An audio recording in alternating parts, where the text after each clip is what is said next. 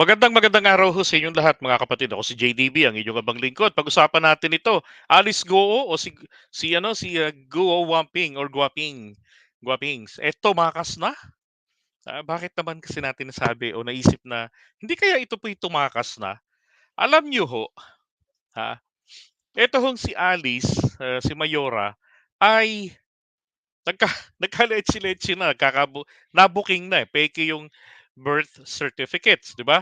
Yung birth certificate niya, sinasabi niya na ito nga pa yung late registration, then lumabas yung isang NBI ng totoong Alice Leal Goo, na mayroong birthday po ng July 19, nakalimutan ko yung petsa July pero 1986, 'di ba? Pero lumabas din yung isang birth certificate. Ano, not the birth certificate but itong um, passport 'to. Ito yung sa NBI.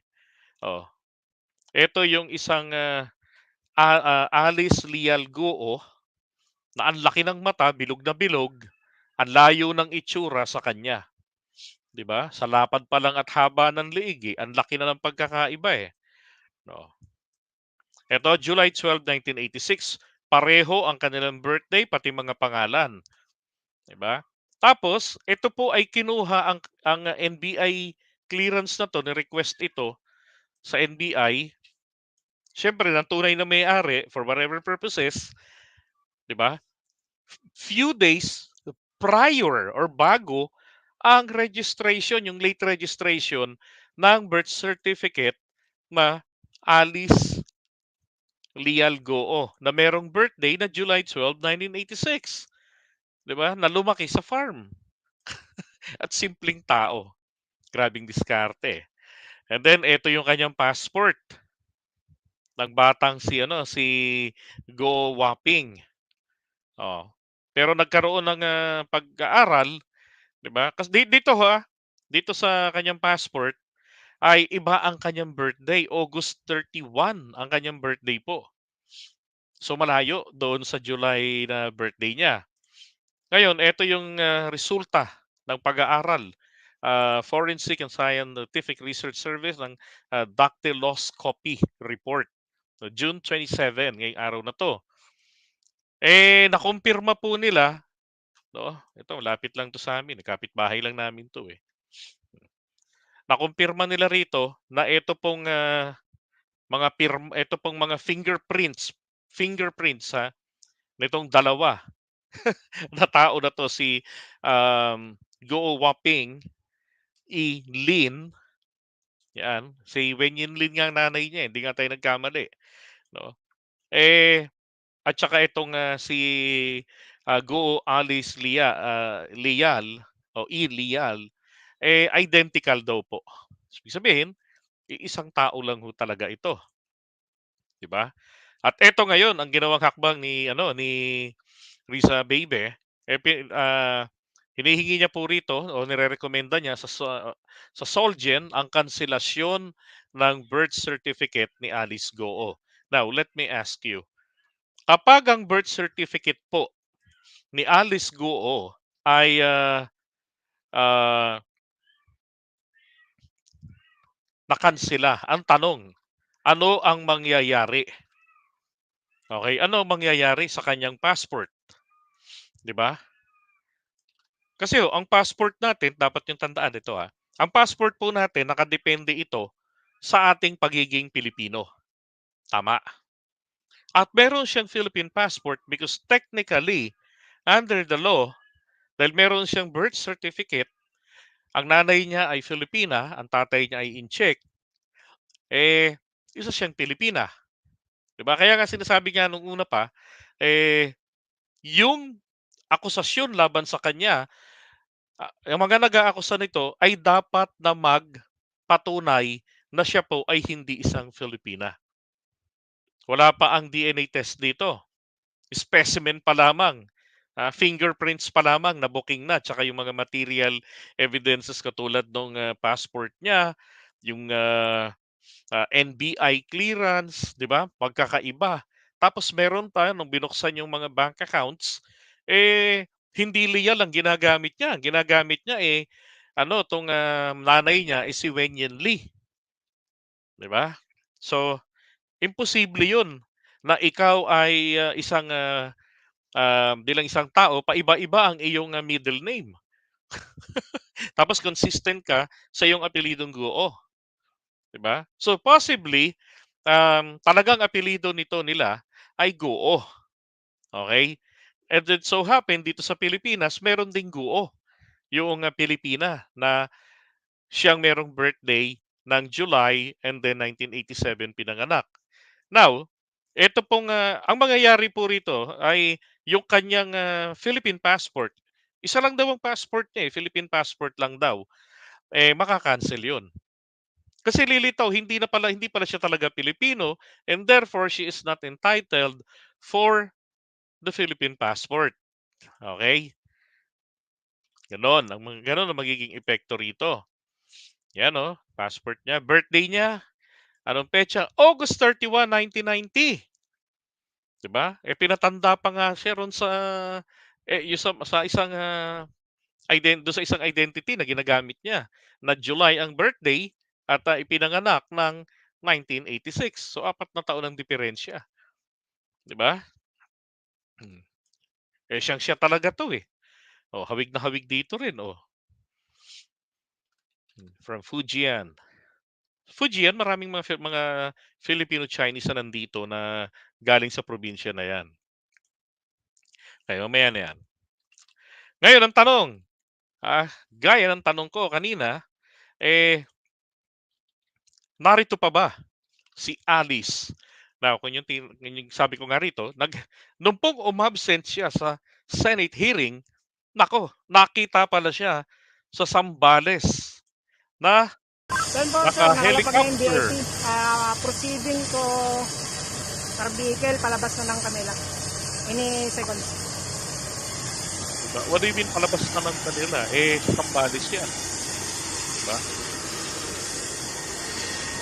Palagay ko, kinakailangan po talagang maalarma ngayon dito ang ating mga ahensya ng gobyerno para humahatunton, no, ma-confirm nila na andito pa ba talaga etong si Alice Goo sa Pilipinas o sumibat na, 'di ba? Sumibat na ba? Oh, imagine, kasi pupuwede naman 'yan, 'di ba? Maghe-helicopter, o pupunta ng, Taiwan kunwari o didiretso ng China o sabihin natin maghe-helicopter, 'di ba? Pupunta sa isang airport at, hahanap do'n ng isang, flight baka papunta ng Davao City na naman o punta ng Davao Airport, 'di ba?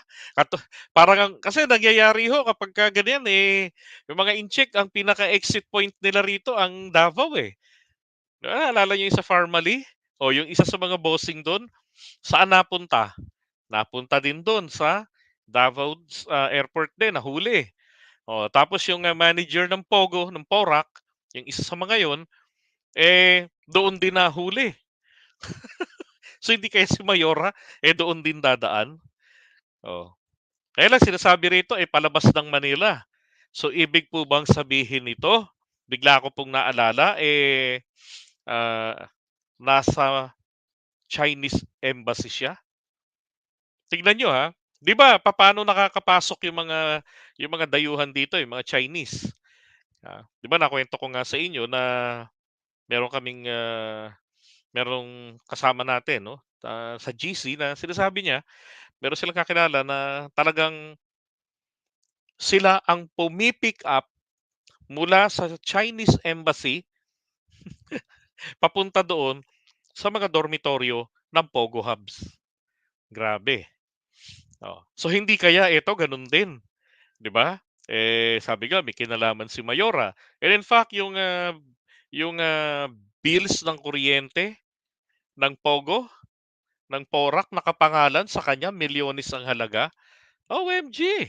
Ang hirap ipaliwanag nun, 'di ba? Kaya nga itong kanyang abogado 'no, hindi na siya pinadalo at, nag-excuse na lamang na na-stress na, she's been, judged, 'di ba?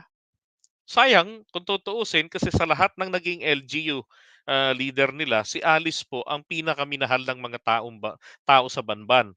Kasi dahil sa kanila nakita nila na masugid, na ibaba yung programa, 'di ba? Ng gobyerno, nakarating ng bundok doon sa mga ETA. Kaya lang ang problema rito is yung mistaken identity. So, ang tanong, ano ang mangyayari naman sa kanyang pagiging mayora?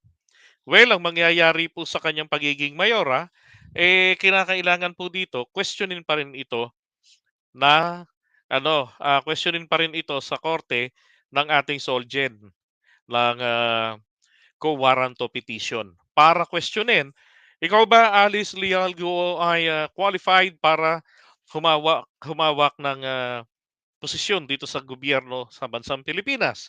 Ang requirements, dapat Filipino citizen. Kaso natuklasan ngayon, hindi ka pala tunay na Filipino. Kanselado na rin ang iyong birth certificate, pati ang Philippine passport mo. So wala ka nang pinanghahawakan na ikaw ay Filipina. Then ang korte maglalabas ito ng order, ng kautusan, na pabor po sa petition. And therefore, from pagiging suspended into ousted. At ang kanyang pagiging mayor, it will be declared as void ab initio. Ibig sabihin, void from the very beginning. Okay? So kumbaga, aalisin si Alice sa listahan ng mga naging legit na mayor ng Banban. Ganun ho yung mangyayari sa kanya. Okay? Ganun. Gayon. Oh. Ay, nako. I'm excited sa mga darating na araw.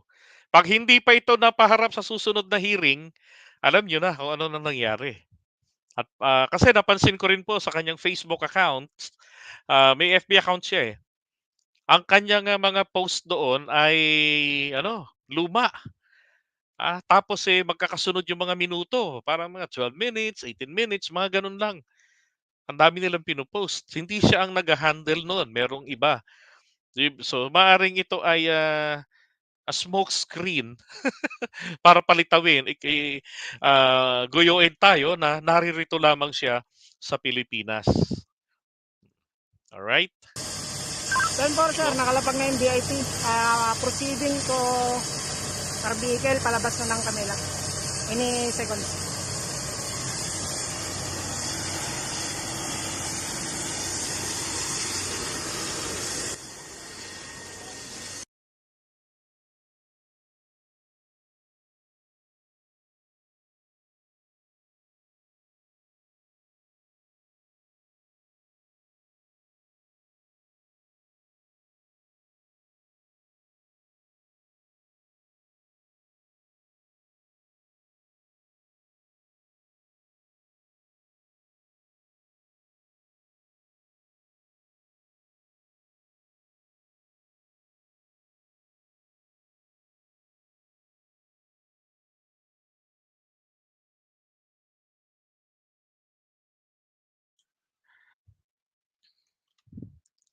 Ngayon naman, ito ang pag-usapan natin.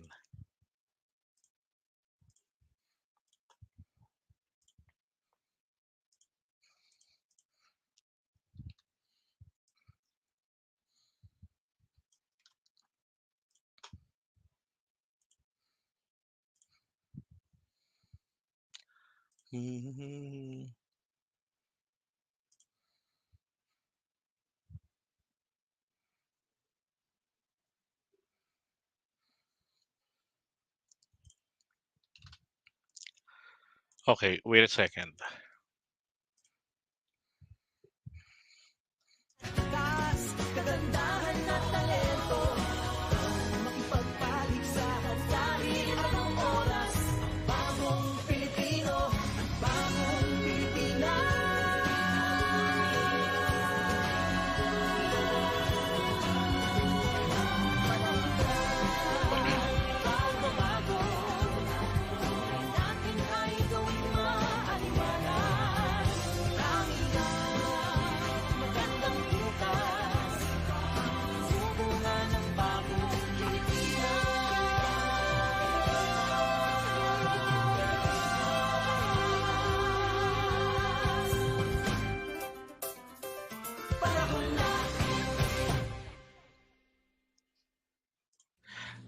Okay, bago 'yan, eto muna gusto kong pag-usapan natin. Singit ko lang ito, ha, saglit lang.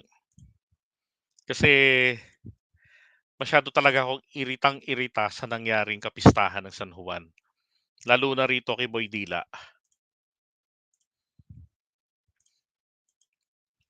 Okay, ito.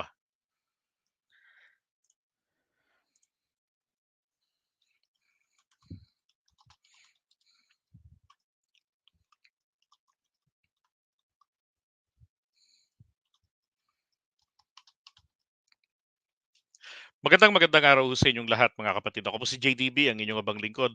Pag-usapan po natin saglit itong si Boy Dila ng San Juan City, Metro Manila. Kasi 'di ba, nung nakaraang araw ay nagkaroon ng pagdaraos ng, anong tawag dito, waka-waka ba 'yun, yung fiesta nila ng San Juan. Actually, ang misis ko taga San Juan, Batangas, and nagpupunta kami palagi doon maski pagkakapistahan ng San Juan. Wala naman pong nangyaring ganitong pamimerwisyo sa kanyang kapwa. So, ilang mga videos po kasi ang napanood natin na kapagka kinompronta sila kasi ano, halatang merong, nagba-vlog dun sa lugar para mag-viral sila.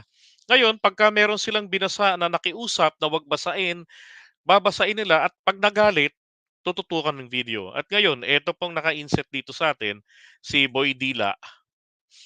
Eto ho yung isang gago na sumusugod at nanghaharas dun sa mga nagrereklamong nabasa. Unang-una, kung kayo magpipiesta, 'di ba? Magfiesta lang kayo, kayo lang. 'Wag na yung kayo yung mandadamay pa ng iba. May problema rin dito ang LGU ng lungsod ng San Juan. Tatamad-tamad o takot, sa kanyang mga residente. Bakit hindi po nila gawin na pabantayan yung mga barangay na meron pong tabing kalsada na dapat ang piyesta nila ganapin lamang, no, o sila-sila lamang na mga taga San Juan ang magbasaan, sila-sila lang ang mag-enjoy. Huwag silang manghaharang ng mga tao na dumadaan o lalo na yung mga motorista. Dahil yung mga yan, walang pakialam yan sa lintik ninyong kapistahan. 'Di ba? Ito pa ha, 'tong mga 'to taga do'n 'to sa may bandang parte ng lugar ng ano, ng, tawag diyan, ng, mga squatteran ng San Juan dito sa may, Ramon Magsaysay. Hmm. Hindi naman po kapagka fiesta ng San Juan basaan, hindi naggaganyan ang mga taga San Juan, Batangas. Hindi naggaganyan. Akala ko nga nung una nambabasa rin sila pero hindi. Hindi sila namimerwisyo, hmm. At si Juan Bautista po, hindi po nambabasa. Si Juan Bautista nagbabautismo, hindi nangsasaboy ng tubig, 'di ba? So I'm calling out yung simbahang Katoliko, ng lungsod ng San Juan, aba, ano ang ginagawa niyo? Bakit yung mga miyembro ninyo tarantado? Pinababayaan niyo, hindi niyo pinagbabawalan. Bakit hindi niyo sila parusahan ng excommunication? 'Di ba? Tanggalin niyo sila sa inyong simbahan, iban ninyo kasi miyembro niyo ayaw sumunod sa katuruan ninyo na hindi dapat nambabasa. At dapat turuan niyo na si San Juan, hindi po ito namsasaboy ng tubig. Hindi ito nangi-spray. Ito po ay nagbabautismo, at hindi niya binabato kahit kanino yung tubig. Dinadala niya yung babautismuhan niya sa ilog. Itong ungas na ito, yung nakadila, tangina iritang-irita ako napapanood ko yung mga video. Haharapin niya talaga, haharapin niya rin ang ganyang mukha. Sabi ko nga, naku sana masama mag-isip, sa kapwa ng 'di maganda pero 'pag napanood yung mapapaisip ka. Sabi ko nga, "Utragis sa pagka meron sana na may dalang baril diyan, butasan ng mukha nito, naku, ewan ko lang." 'Di ba? Hindi kasi tama yung ginagawa niya. Eto pa, ito pang ginawa ng mga loko-loko, eto pa yung resulta nung ginawa nila. Sabi rito, ayan,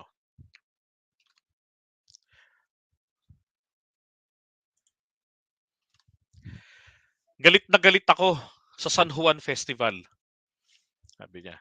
Hanggang ngayon, nakita ko lang 'to sa Red Edit, Sabi niya, "Hanggang ngayon wala akong ibang maramdaman kundi galit. Nasira ang laptop, at cellphone ko dahil sa mga squatter ng San Juan na pinagtripan yung jeep na sinasakyan ko at ng maraming tao. Napanood rin natin sa mga vlogs yun. Ilang mga jeepney ron ang hinarang nila. Eto pa, pinigilan nila yung jeep namin. Gusto na silang banggain ang driver pero binuhusan nila bigla ng isang tabong tubig sa mukha yung driver. Buti nga hindi niya naapakan yung pedal dahil baka may mas malaking aksidente pang nangyari. Paano kung inabot ng alipango yung sa ulo yung driver, sinagasaan kayo? Sabihin ng driver, hindi ko na nakikita, umaandar ako bigla akong binuhusan sa mukha sa gulat ko, nadiinan ko yung silinyador at hindi ko makita kung saan na tumama na saan ako napadaan, 'di ba? O hindi po masasabi yan na sinadya. Kasalanan niyo, kalsada yan, nandiyan kayo. Kung 'di ba naman kayo mga hunghang. Dapat kung kayo magfi-fiesta, sa loob lang ng bahay nyo. Kayo-kayo lang magbasaan. O kung gusto nyo, total magkakapit-bahay kayo, di ba? Parang alak lang, laklakin nyo, unlimited. Oo, hanggang maglabasan sa mga tumbong ninyo yung tubig. Pero hindi kayo mandadamay. Tignan nyo to.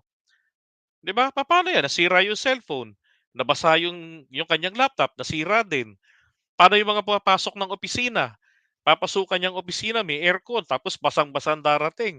Pag walang reserbang damit doon, patay na, 'di ba? Yung iba di na makapasok. Oh, ito pa. Ah, yung mga students na kasabay ko walang nagawa, kundi umiyak na lang. Ina nyo, nakakatuwa ba yung kapistahan nyo? Nakakapagpaiyak kayo ng mga taong pinerwisyo nyo?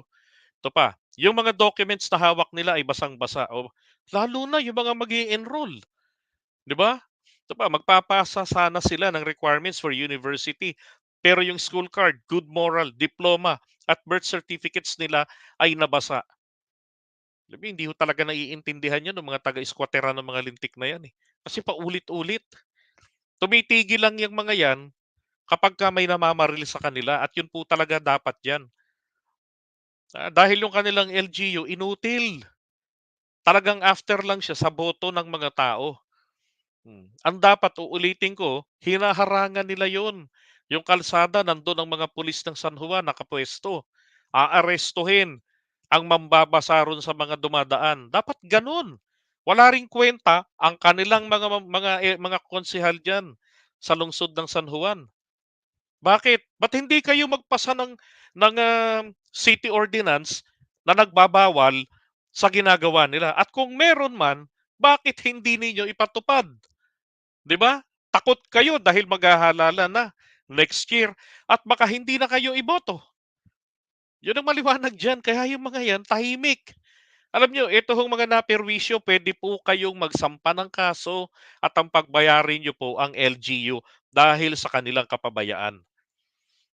Kapabayaan nila 'yan, proteksyon nila, obligasyon nila o responsibilidad nila pangalagaan ang kaligtasan ng mga dumadaan sa kanilang teritoryo. Pero sa pagkakataong yan, wala silang ginawa. May bombero pa akong nakita doon na nambubuga rin ng tubig. Tama ba yun? Ay nako. Ito pa, sabi, ito kaaway mga nasiraan, tsaka yung nabasa yung mga dokumento. Ito, yung batang katabi ko, muntik pang maluno dahil walang tigil yung pambabasa na ginawa ng mga tao sa paligid ng jeep namin. May isang malaking drum na bigla na lang binuhos sa bintana kung saan nakaupo yung bata. Sigaw ng sigaw yung nanay niya. Pero tawa lang ng tawa yung mga basurang tao na nasa labas ng jeep. 'Di ba? Kademonyohan na. Demonyo na kasi sumapi sa utak ng mga yan Kaya pag nakakaperwisyo, tuwang-tuwa. 'Di ba? Piyesta na ho ni Satanas ginagawa nila. Hindi ho ni Juan Bautista na mapayapang nagbabautismo lang. Etong mga gago, umimbento ng sariling kapistahan. 'Di ba? Kapistahan de perwisyo. 'Di ba? Gusto kong magwala at manakit tong araw na yun. Ako sana may dala kang baril Yan. Kung may dala lang akong armas, baka kung ano nang nagawa ko dahil nagdidilim talaga ang paningin ko sa galit. Sino di magdidilim ang paningin sa galit doon? May lakad nga ako nung araw na yun, hindi na nga ako lumargat, mapapadaan ako ron Dahil talagang hindi naman nakakatuwa ginagawa nila. Ay nako. Eto pa, ₱40 ang laptop ko, 40,000 pesos ang laptop ko, sabi niya, ₱23,000 ang cellphone ko. Sino ngayon ang sisisihin at sisingilin ko? Demanda niyo po ang LGU. Sila po ang dapat na managot diyan at may responsibility talaga sila diyan. Um, Sabi niya, sino dapat ang managot sa lahat ng mga sinira ng mga basurang tao na nambabasa sa kalsada, 'di ba? Fox San Juan Festival, sana maglaho yang fiesta na 'yan, 'di ba? Walang masama mag-fiesta-fiesta, bahagi ng kultura ng mga Pilipino 'yan. Pero kung yung ganyang klaseng perwisyo ginagawa nila, sa demonyo na ho talaga 'yan, 'di ba? Ito lang, alin, 'di ba sa atin sa San Juan, 'di naman tayo nambabasa, eh, kahit kapistahan ng bayan, eh. Oh, hindi naman, alam ko July ang fiesta ro'n, hindi naman nambabasa, 'di ba? Sabi niya, kabayan sa Kalamba, fiesta din ng patron ng San Juan, basaan din, grabe din. Nandadamay din ang mga pasahero na papasok sa trabaho. Sa San Juan, Batangas, may lugar na nagbabasaan sa Palahanan at Taal, Batangas. O do'n lang sa Palahanan, pero hindi yung, lahat. Eto mga 'to walang hiya, talagang grabe. Nakakainit talaga ng ulo. Talagang demonyo na yung nasa utak, eh. Ay naku, pati ako umiinit ang ulo ko, nanggigigil talaga ako ro'n sa ginagawa nitong mga taong ito. Hindi nakakatuwa, perwisyo. Sila lang ang nag-e-enjoy sa kademonyohan nila. Okey, eto na, pag-usapan na nga po natin yung ating, huling paksa.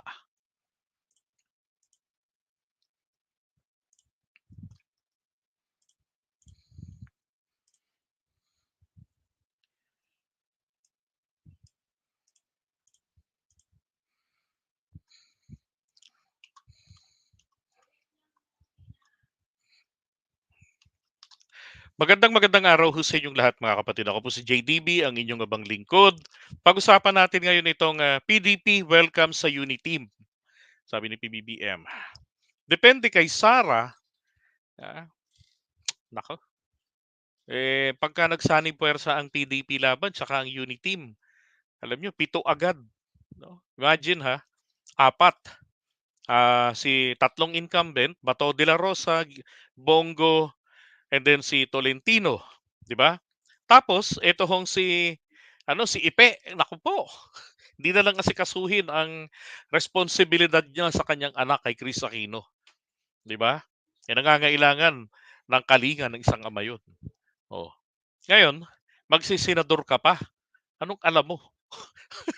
Subukan mo muna sa barangay niyo o kaya doon sa San Juan, doon sa mga taong kalye na 'yun, 'di ba, sabi nung isa kanina, taong mga basurang tao, oo, na nambabasa ng tubig do'n sa San Juan, do'n mag-barangay captain ka, 'di ba? Do'n mo muna subukan o kaya magkonsehal ka, hmm, para malaman mo kung ano trabaho.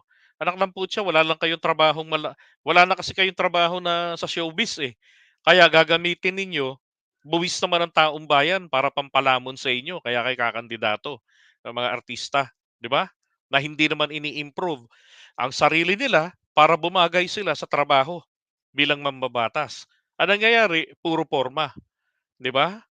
Oh, eto namang mga Pilipinong tatanga-tanga sa pagboto, naku, bandang huli nagsisisi, kaya tama na ho yung Robin Padilla, gawin na po nating huling artista 'yan. Buti sana kung mga naging katulad ni Dan Fernandez, naging katulad ni Richard Gomez, 'di ba? May mga laman ng ulo para sa trabaho bilang mambabatas.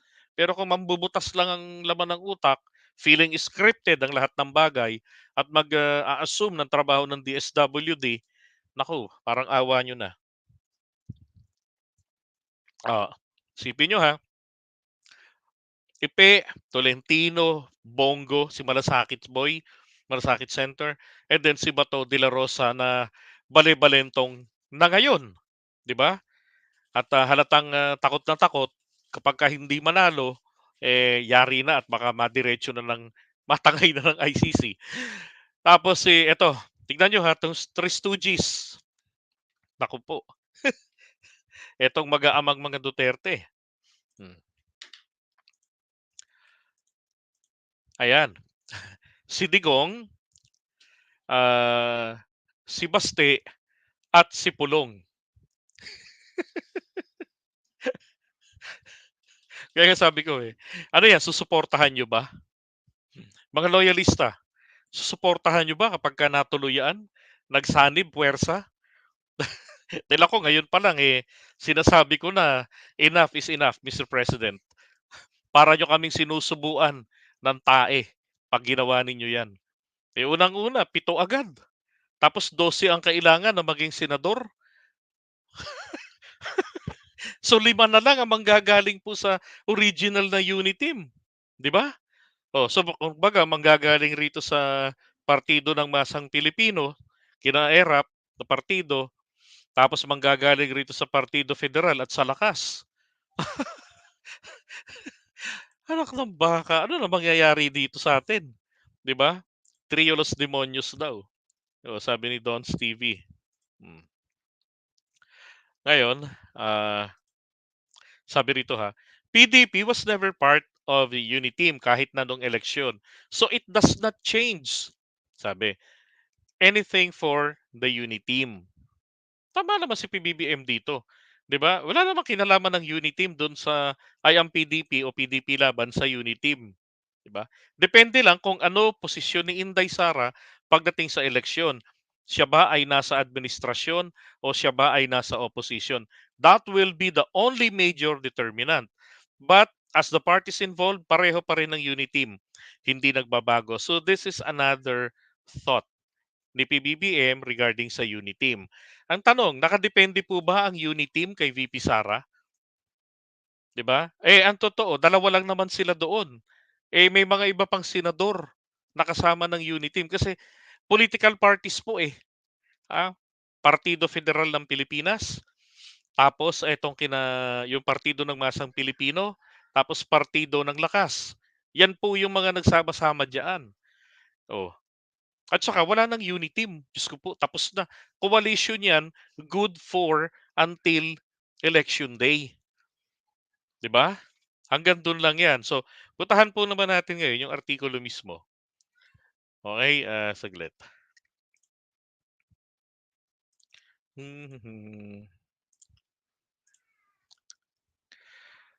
Here's the article. Here we go.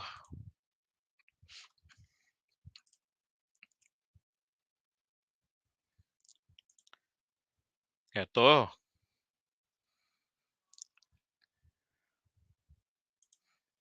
Ayan. Kakampi pa rin ba? Marcos doesn't know if Sara Duterte is with opposition after cabinet exit. Unang-una, hindi naman na dapat intindihin pa ng ating Pangulo kung si Sara ba ay magiging bahagi ng opposition 'Di ba? Now, sabi rito, Ferdinand Marcos Jr. is uncertain whether Vice President Sara Duterte remains with the administration or is now part of the opposition following her resignation. Now, sabi, Marcos on Thursday, ngayong araw na to, 27, said Duterte's allegiance would determine if the Partido Democratico would be part of the unity team in the run of the 2025 elections. So, ibig sabihin, ang allegiance o katapatan daw po ni Inday, ni VP Sara, ito daw po yung kumbaga magdidetermine kung ang partido ng tatay niya ay magiging bahagi ng unity team sa darating na halalan sa 2025. Diba? So ang dating po nito pala, kung ang allegiance ni VP Sara ay kay PBBM pa rin, welcome kay PBBM na makasama sa unity team ang PDP. Tama? Sana ho mali ako ng pagkakaunawa. Pero yun ang maliwanag Ayan Oh. President Ferdinand Marcos Jr. is uncertain, hindi raw sigurado, kung si VP Sara Duterte ay mananatili sa administrasyon or bahagi na ba siya ng opposition pagkatapos ng kanyang resignation sa gabinete. Diba? And then nung Huwebes, 27, which is today, Sabi niya, ang katapatan daw po ni Duterte, ni VP Sara, ito yung kumbaga, kondisyon na magdedetermina, 'di ba? Ginagamit ito kapag merong kondisyon na magdedetermina kung ang Partido Demokratiko Pilipino na walang laban ay magiging bahagi ng unity team.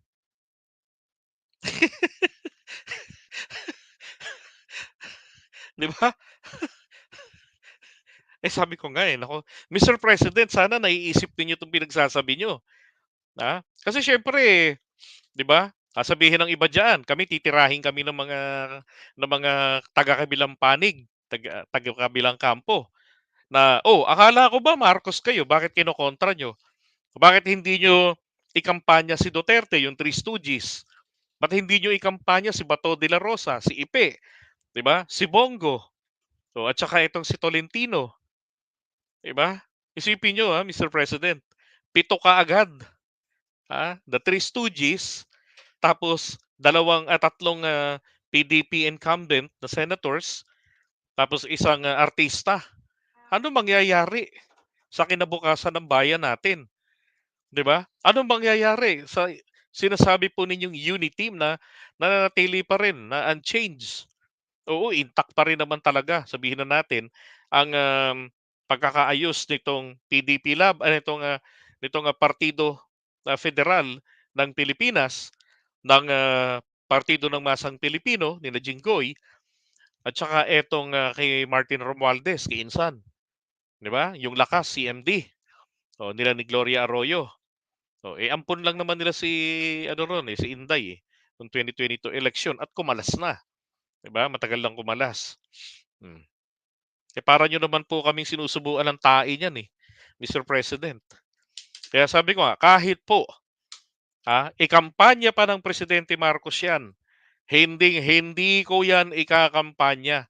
Sabi ko nga, aaraw-arawin ko pang atakihin 'yang PDP laban, yang, unity team with PDP or unity team with Digong, 'di ba? Sabi ni Rowena, "Hindi mangyayari 'yan, Sir JDB." Paano 'pag nangyari? Boboto niyo, 'di ba? Alam niyo, kung gusto po nating hindi ito mag-materialize, eto tanong ko lang, gusto niyo bang hindi matuloy 'yan?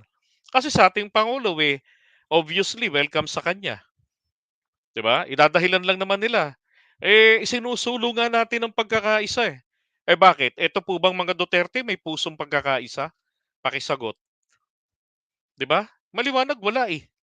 Oh, 'di ba? Ayan, oh. Sa'kin lang, hindi ako naniniwala na ang PDP o kung hindi po si Duterte ang, opisyal at si Robin Padilla ng PDP laban, baka puwede ko pang sabihin na, "Okay, we're talking about the party, pero kung pagdating dun sa kung magiging kandidato ng PDP laban, etong mag-aamang mga Duterte, tapos, kalaban ng administrasyon, posibleng hindi sila kunin na mga kandidato ng PDP, kung gusto ng PDP na makasama sa coalition ng Uniteam, 'di ba? Kasi hindi po puwede na makakasama sa Uniteam tapos sinisigaw na, "May presidente tayo na bangag." Paano 'pag nangampanya si Digong at sinumpong? 'Di sisigaw nila, "Presidente ninyo bangag." 'Di ba? Tapos minumura yung Uniteam, minumu tapos eto si Mayor Bastos, si Baste, babastusin ng presidente, 'di ba? Oh. Kaya sabi ko, naku, dahil lamang ba kay VP Sara, Mr. President, 'di ba? Mamili ka, si Inday o ang bayan? Ay nako, Mr. President, ah, parang nga akong, I understand yung laro rito ng politika sa atin sa Pilipinas. Pero yung pagka ganito, naku, ang pangit naman, 'di ba? Na ano, parang agrabyado naman ang sambayan ng Pilipino sa ganyan. Oh, winawalang hiya ka na nga nung mga taong 'yan, eh. Hindi naman namin sinasabi, Mr. President, na gumanti ka. Ang sinasabi lang naman namin, ay, wag namang ano, wag namang parang, sukong-suko ka sa mga Duterte. Ano ba ang ano bang hinahawakan ng mga Duterte at parang hindi mo sila kayang tablahin? Samantalang sila, ang lakas ng loob nila para ikaw ay aglahiin. Ipinaglalaban mo ang ang karapatan ng mga Pilipino, ng bayan bansa natin sa West Philippine Sea, 'di ba? Tapos etong makakasama mo diyan sa grupo, 'di ba? Magsasama ka ng PDP na taliwas ang utak, maka-China. Oh, etong lakas, pabor sa pag-assert ng ating karapatan sa West Philippine Sea. Etong partido nila Jinggoy, pabor din. Bakit welcome po sa inyo na makasama ang PDP na taliwas, tapos 7 agad ang iyong, ampunin. Oh, 'di ba? Hindi po pwede yung gano'n. Kasi kapagka nag-coalition, dapat po divided. Kung ilan ang magiging, pambato, for example, kung magiging 4 'no, Partido Federal ng Pilipinas. So, 3 dapat diyan na kandidato pagka-senador sa kanila. Sa Lakas, CMD, 3 rin, 'di ba? Tapos dito sa Partido, ng Masang Pilipino ni Jinggoy o ni Erap, 3 din. Oh, tapos dito sa PDP dapat 3 din. Hmm, dapat gano'n, pero 'yan 7 'yan. Para ho kayong nilamon, 'di ba? Para ho kayong nilamon ng buong-buo diyan. Oh, tapos, papaano ipaliliwanag ng pangulo sa atin pagka tinanong niya ng taong bayan na, "Mr. President, hindi ba winawalang hiya ka ng mga 'yan? Gaano ka nakakasiguro na hindi yan uulit-ulitin sa'yo ng mga taong 'yan?" 'Di ba? Baka mapadali ang impeachment ng presidente natin. Isipin mo 7 agad 'yan. Ay naku, kaya kung hindi ho natin ito gustong mangyari, 'di ba? Sabi ko nga palagi, nanalo na tayo. So nandun na tayo, hindi na ito yung time na ipo-promote natin si PBBM because hindi na po siya kandidato. He's no longer a candidate, but the president that must be taking care of our future, our interest, 'di ba? So para hindi po 'yan mangyari, rehistro po natin. Sabi ko nga sa inyo, lagi namang may naka-monitor sa contents natin, 'di ba? Oh, kikita niyo naman, kinokontra natin, nangyayari, 'di ba? Oh. Ngayon naman, iparamdam natin sa ating Pangulo, Mr. President, hindi po tama yang sinasabi ninyo na welcome sa Uniteam. Kung kayo intact, so be it. Pero kung isasama ninyo ang partido ni Digong sa PDP diyan sa Uniteam, tapos boto nyo sa amin, para nyo naman po kami sinusubuan ng lason o ng tae niyan sa bunganga namin, 'di ba? Ayaw namin 'yun, walang may gustong tumanggap ng gano'n. Siguro kahit maliban na lang po talaga doon sa talagang see no evil, hear no evil, may mga gano'ng mga loyalista, 'di ba? Pero kung ganyan, ako hindi po ako kabilang do'n, ah. I-o-oppose ko, sa tingin ko ay hindi na po akma sa interes ng ating bayan. Kasi hoda kung ano pang apelyido ng presidente ng Pilipinas. Mas loyal ako sa interes ng bayan natin. Ang katuwiran ko nga palagi, ang mga political leaders natin, they come and go. Pero tayo, nananatili tayong mahirap. Nananatili tayong vulnerable sa pagkakamali ng kanilang desisyon. Pwede tayong maapektuhan. Pwede tayong Pwedeng lalo tayong maghirap, lalo tayong magka-leche-leche. Oh. Ngayon pa lang anong ginagawa ng mga 'yan, yung mga isog-maisog rally nila. Ano yung maisog na 'yan? Nakakatakot pa ba 'yan? Kapag 'yan ba nagkaroon ng coalition sa Uniteam, tatahimik ba 'yan? Tatahimik po 'yan, pansamantala. 'Pag nakaposisyon na, impeach ang presidente diyan. Tatrabahuin nila 'yan, 'di ba? At do'n na nga mangyayari yung sinasabi ko sa inyo, ah, magpapademanda yang mga 'yan dito sa Pilipinas at oras na ang ICC, in-apply na yung principle of complementarity, Aaminin lang nila yung mga kasalanan nila, lahat ng kaso aaminin nilang guilty, guilty. Tapos, pagsisara na yung presidente, dahil naagaw nila yung kapangyarihan kay PBBM, bibigyan lang yan ng pardon. Absolute lang yang mga yan. Laya, restored pa, parang hindi ka nagkasala. Ganun po ang mangyayari nito sa atin. Diba? So, kawawang bayan. Tuwang-tuwa ang China. So, yun lang ho. Okay? I-rehistro natin ang opposition natin dito, and that is what I am doing. Wala akong pakialam sa kahit na sinong magsabi na, akala ko ba PBBM vlogger ka? Akala nyo lang po yun. Ako po yung vlogger ng bayan natin. Nakasupport ako kay PBBM as long as ginagampanan niya ang trabaho niya para sa interes ng ating bayan. Pero oras na siya po ay saside sa mga kampo ng demonyo, pipitikin ko po ang ating presidente. Ano ho ba ang pinaka mabisang gamot sa taong nakakakalimot? Sige nga. Oh. Ano bang pinakamabisang gamot sa nakakalimot? Hindi ba't pitik, kalabit para makaalala? Oh. Ganun ho ang gagawin natin.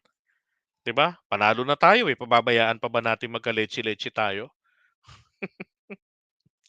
Okay. So, yun lang. 'Di ba sabi ni BBM mag-a-announce yun na siya ng bagong DepEd Secretary. And then kanina ko pa nakikita rito ito. Yeah, guess si Sonny Angara nga raw. Kasi last term ni Sonny Angara eh. So magdi-DepEd. Alam nyo, para sa akin hindi ako pabor eh. Tama naman si Inday, wala namang requirements na dapat taga-education department. Sa ibang bansa, okay. 'Di ba? Kasi sila, matatalino sila, magagaling sila pumili ng leader. Sa Pilipinas, dito talamak ang politika rito. Pag dumating na naman ang election season, 'di ba? Iwan ni Angara 'yan. Oh. Kapag hindi ganito kasi problema eh. Kapagka politiko ho ang humawak ng cabinet position, nagpapayaman kapagka politiko naghahanda pang susunod na halalan. 'Di ba? Bakit magsasani Angara ka pa, Mr. President? Dahil baka aliado sa politika. Ano ba nagawa ni Sani Angara na related sa education? 'Di ba? Kaya nga tayo nagka-leche-leche sa education eh. Dahil po sa politiko yung nilagay ninyo, nagkamali kayo ron nung nilagay nyo si Sara. Oh, pinatagal nyo pa ng 2 taon samantalang yung iba na mga sa tingin ninyo hindi na bagay sa kanyang posisyon, madali nyo lang tinanggal. Pero si Sara, kusapan matagal bago nyo pa pinag-resign. 'Di ba? Sa akin ayoko ng politiko. Ilagay nyo po roon yung akma sa kanyang kakayanan. Kung anong standard na ginawa nyo sa Department of Agriculture, ganun din ang gawin nyo, Mr. President. No, ibase nyo rin sa kakayanan ng tao. Oo. Hindi yung maglalagay kayo ng politiko, anong gagawin ng mga yun? 'Di ba? Hindi rin po pwede si Lenny sa DepEd. Ano gagawin ni Lenny doon? Wala namang alam yan sa takbo ng pagpapatakbo ng edukasyon sa Pilipinas. Pagpapanggap lang yun. 'Di ba? Parang si Sara. Sabi ko nga, bakit gano'n ang mga vice president natin? Ang hilig pumunta ng eskwelahan tapos babasahan yung mga estudyante. 'Di ba? Hindi pwede dapat ang politiko sa ganyan. Siguro magpopolitiko kayo ng ilalagay kung mga posisyon sa gabinete na may kinalaman sa politics. 'Di ba? Pupuwede 'yon. Pero pagdating sa iba, huwag. Maglagay kayo ng may dedikasyon. Paano mo masasabing may dedikasyon ang politiko sa kanyang trabaho? Ang politiko po, palaging after sila na makapanalo, makapuwesto sa halalan. So anong gagawin niyan diyan? Sasahod lang ng sasahod ng malaki 'yan. Aasa ng aasa sa mga subordinates nila sa mga 'di ba? Hindi po puwedeng gano'n.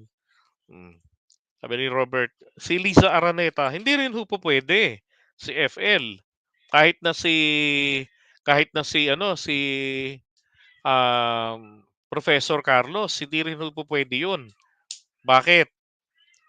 Si Attorney Lisa Marcos, si FL, siya po ay abogada, law professor, 'di ba?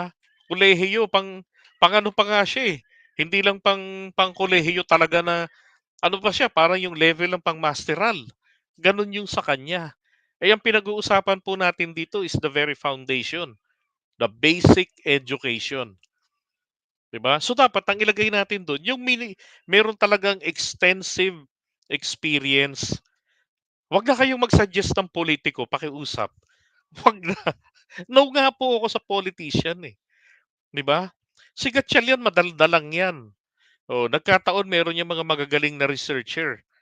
Hmm, Gano'n lang 'yun 'pag politiko, Diyos ko po, 'di ba? Parang ibalik na lang natin si Sara para tuluyan na tayong pare-parehong magka-letche-letche, 'di ba?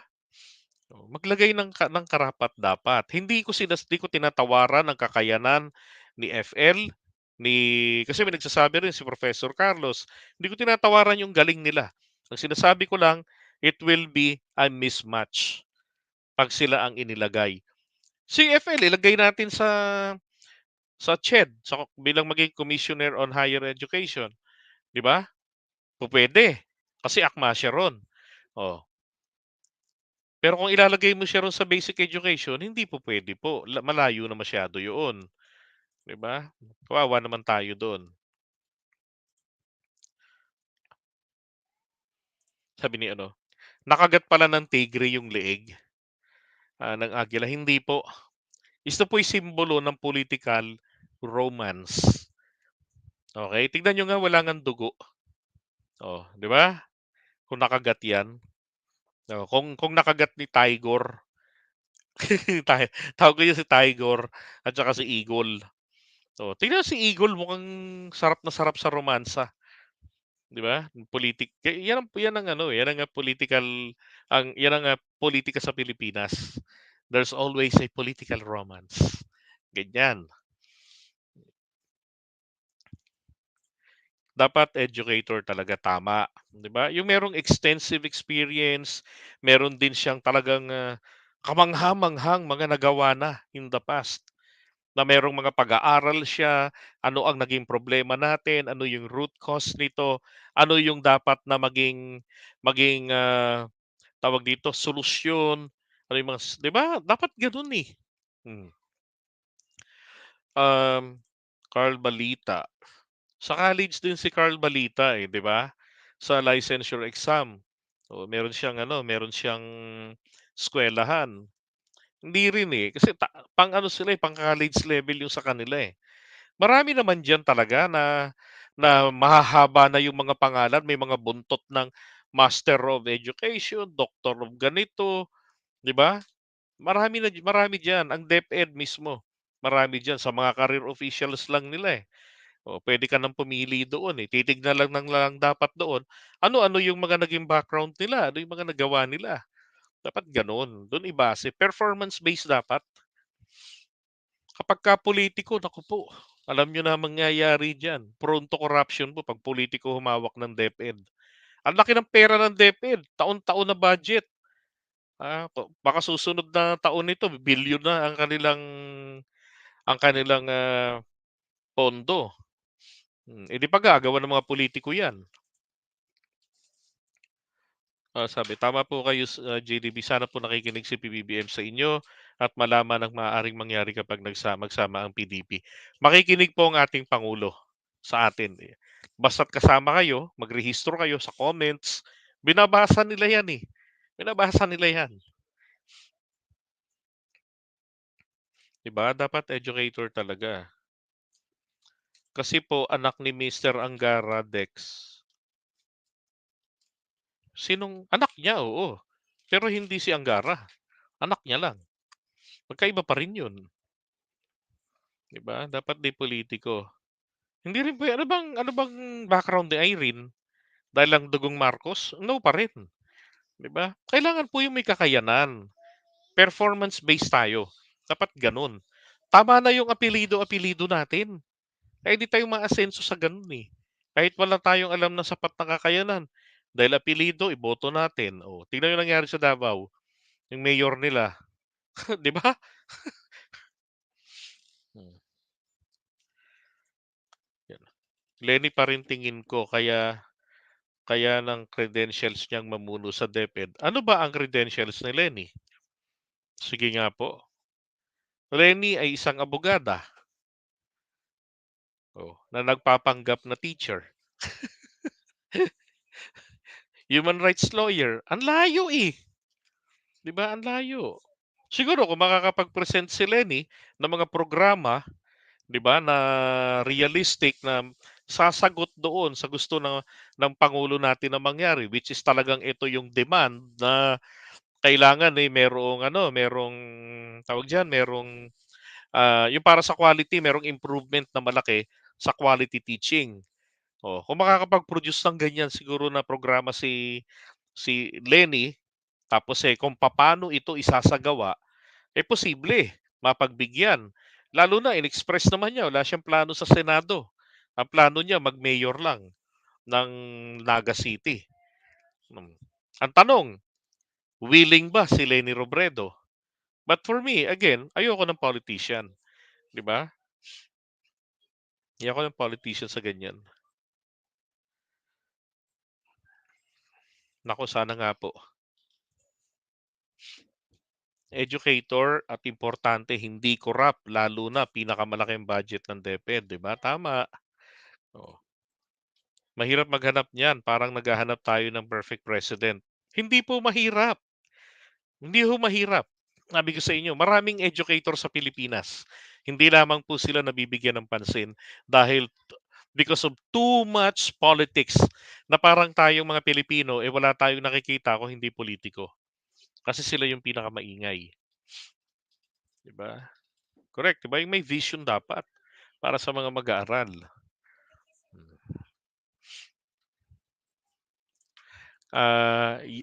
Ako ayoko rin mag-isip eh. Ayoko rin mag-isip. We leave it to the president. Kasi hindi naman tayo po ang mamimili eh. 'Di ba? Hindi naman tayo mamimili. Kaya lang, pwede naman tayong mag-usap-usap kung sino talaga yung dapat. Ano ba dapat ang maging basihan? 'Di ba? Para makarating naman sa pangulo natin na okay, ayaw nila, ito yung dapat maging basihan. No.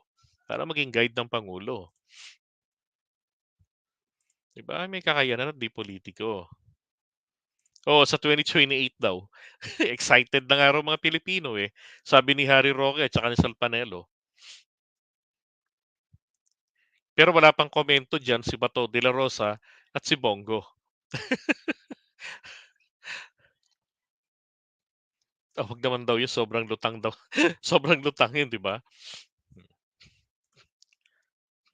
Pangit kasi, lalagay nyo si Angara dahil last term. Diyos ko po.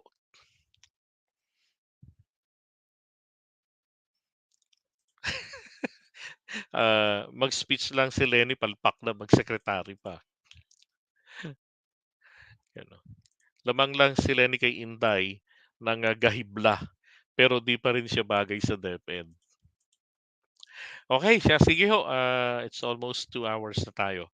Maraming salamat sa inyo. At kung hindi nyo gustong mangyari ang pagsasanib ng Uniteam at ng PDP ni Digong, please put your comments down below. Okay? So maraming salamat sa inyong lahat. Pagpalain po kayo ng ating Panginoong Diyos. Kita-kits tayo bukas.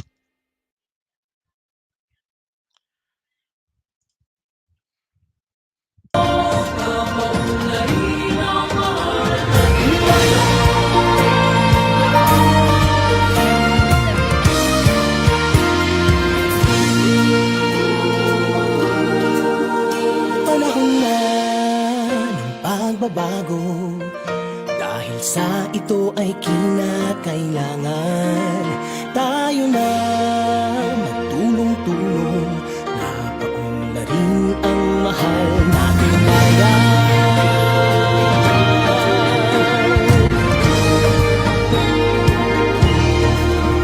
Panahon na ng pagbabago, at ayos ang mga dapat ayusin.